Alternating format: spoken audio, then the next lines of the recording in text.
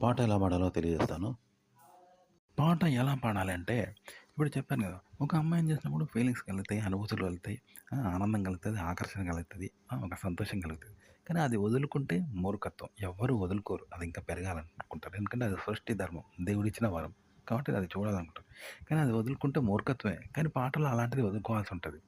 ఒక వస్తువును నాలుక మీద పెట్టుకుంటే తీపిగా ఉంటది. కానీ ఆ రుచి చూడొద్దనుకుంటే చూడలేము. ఆ రుచిని పొందలేము. నాలుక ఆస్వాదించలేదు. కానీ ఎవరు అలా కోరుకోరు. రుచి చూడాలనుకుంటారు. వస్తువునేది రుచి చూడడానికి, నాలుకనేది రుచి పొందడానికి. అయినా వదులుకుంటే నాలుక మీద వస్తువు పెట్టుకొని కూడా దాన్ని వదులుకుంటే తీపి వస్తువు ఉండగా తిననంత మూర్ఖత్వం. కానీ అలా చేయాలి.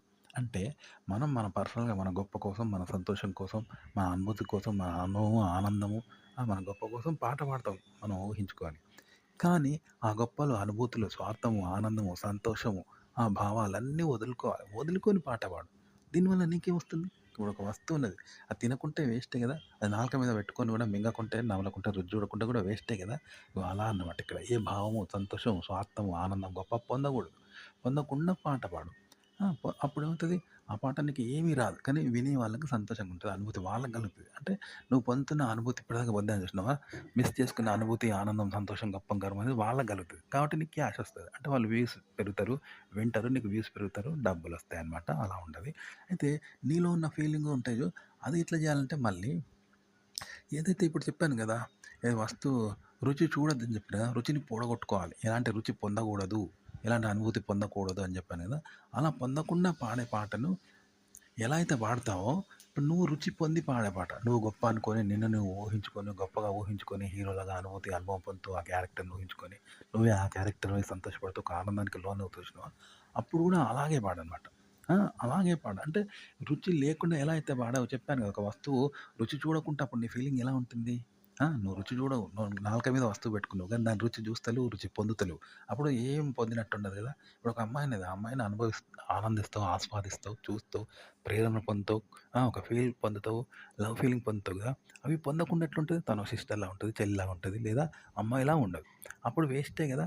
కానీ ఆ సందర్భంలో ఎలా ఉండగలిగితే ఎట్లుంటావో, నీలో నువ్వు అనుభూతి, అనుభవము, ఆనందం అనేది పొందేటప్పుడు వాటిని వదులుకో. నీ గొప్ప, నీ స్వార్థము, నీ సంతోషం, నీ గ్రేట్‌నెస్ అనేది వదులుకొని ఉంటే ఎలా ఉంటదో, అగో అలాగే నువ్వు పాడే పాట, నీ అనుభవం, ఆనందం, సంతోషం అనేది పొందేప్పుడు కూడా అలాగే పాడనమాట. అవి వదులుకున్నప్పుడు ఎలా పాడతావో అలా పాడు. నీ పర్సనల్ అనుభవం.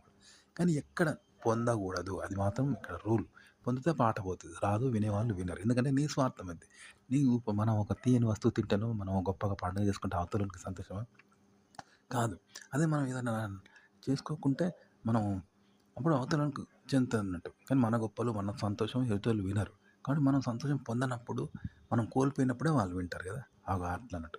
మనం పొందే అనుభవం, అనుభూతిని పొందకుండానే పాడు. అలాగే మనం అనుభవం పొందినప్పుడు ఎలా పాడతామో అలాగే పాడు. కానీ ఆ అనుభవాన్ని వదులుకుంటే అప్పుడు ఎలా ఉంటుంది? వదులుకొని ఎలా పాడతామో అలా పాడు. ఆ విధంగా కూడా పాడొచ్చు అట్లన్నమాట పాట. మనం ఒక పాట పాడుతున్నప్పుడు మన భావాల కోసం, మన ఆలోచనలు, మన గొప్ప, మన స్వభావం, మన అనుభూతి, మన అనుభవంతోనే పాడతాం కదా!